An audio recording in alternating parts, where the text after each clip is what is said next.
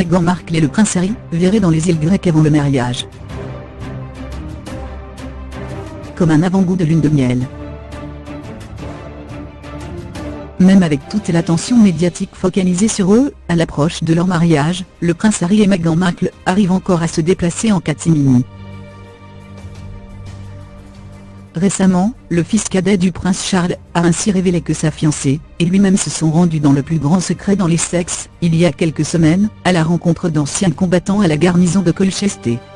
Mes années dans l'armée m'ont fait avoir le plus profond respect pour tous ceux qui portent cet uniforme. C'est une communauté à laquelle je suis fier d'appartenir, et je ne cesserai jamais de chercher le moyen de l'aider, a-t-il déclaré jeudi 15 mars 2018, alors qu'il intervenait lors d'une conférence sur la santé mentale des anciens combattants, au King's College. J'ai vu ceux avec qui j'ai servi souffrir, peinant à trouver l'aide dont ils avaient besoin.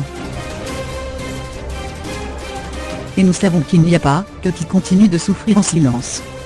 Certains des récits que nous avons entendus, Meghan et moi, lorsque nous avons visité la garnison de Colchester, nous ont bouleversés au plus profond de nous-mêmes.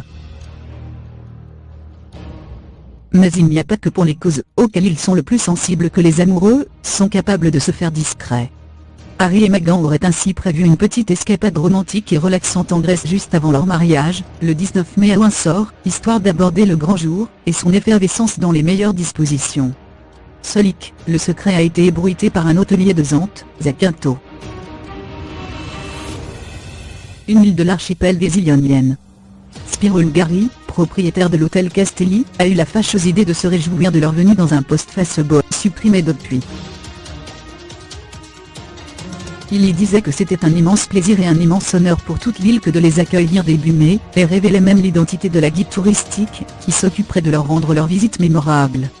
Un autre hôtelier de l'île a de son côté indiqué au Daily Mail que le prince anglais et l'ex-actrice américaine ne passeraient qu'une seule journée à Zante, laissant à penser que le couple fera de l'itinérance dans l'archipel.